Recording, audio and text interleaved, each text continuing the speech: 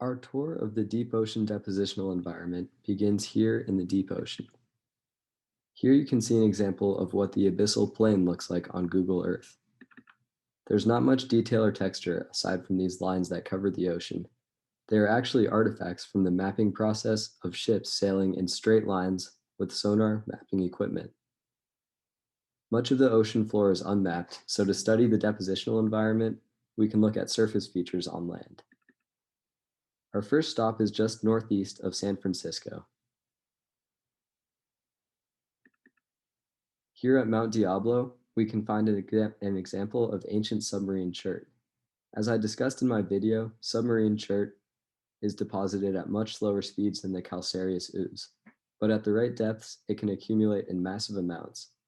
Radiolaria and other silicates, lithifying microorganisms, build shells made of opal and sink to depths between 4 and 5,000 meters. They form chert beds, and in the case of Mount Diablo, they were deposited 100 to 200 million years ago. Between that time and now, tectonic action has brought the chert up onto land. At some point, this chert was metamorphosed and now has distinct folding patterns. It shows periodic bedding with layers of shale between the chert layers as well. The mountain here was uplifted and people can hike around to see the chert deposits that formed at the bottom of the ocean hundreds of millions of years ago. Next up, we go to the neighboring state of Nevada to look at chemogenic deposits from the deep sea. Zeolites are one of the few chemogenic deposits in this depositional environment, and they can actually turn out to be economically important. St. Cloud Mining operates a mine in the desert for this reason. Zeolites act as molecular sieves and can be used for water treatment, nuclear cleanups, and odor control for concentrated animal feedlots. They are formed at the bottom of the ocean as iron or manganese nodules. Here's the Ash Meadows zeolite deposit. It is characterized as especially pure and has a high surface area. They have even been used at the 3 Mile Island and Fukushima nuclear reactor meltdown cleanups.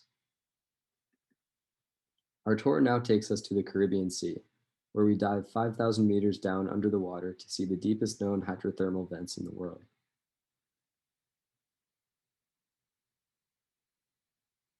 There's not much to see here without images, but these deposits really are an interesting occurrence. The Earth's crust is dynamic and pulls apart in some spots, causing very thin borders between the surface and the hot mantle. Magma hotspots heat the water overlaying it and create vent systems like the BB vent field. It is twice as deep as any other known vents and was actually discovered in 2010. This is new science for the field of geology and could aid research on the nature of how hydrothermal vents form and what kinds of biological communities they can host. The BB vents occur in the Cayman Trough and dispel copper, zinc, and 90 parts per million of gold. Next up on our tour of the world is the southern coast of England. Here we are looking at the Seven Sisters Chalk Cliffs. About 70 million years ago, the sea level was a lot higher, and this part of England was actually the ocean floor under thousands of meters of water. Referring back to the video, this limestone is actually made of the bodies of countless coccoliths, forams, and algae. They deposited relatively quickly at about 1/2 a millimeter a year, and without the interference of much continental pelagic sediment. This land was then brought up to the surface as the Alps mountain range formed. Finally, the coastline underwent heavy erosion from the waves to leave us with beautiful white chalk cliffs.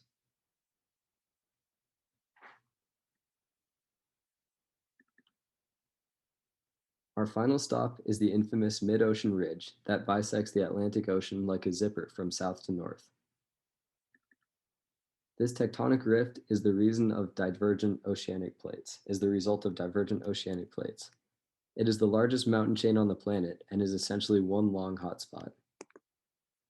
Thin oceanic crust allows magma from the mantle to come up and create new crust material. This upwelling of mass actually brings the mid-ocean rift up to an average depth of 2,600 meters, 2,000 meters higher than the deep ocean. This new material also introduces important elements like iron, sulfur, manganese, and silicon into the water. The speed of the spreading also affects the water chemistry and depositional conditions.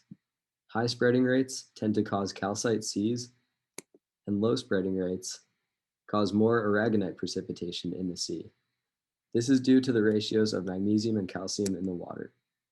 There are many mid-ocean ridges around the world, but the Mid-Atlantic Ridge is by far the best known out of them.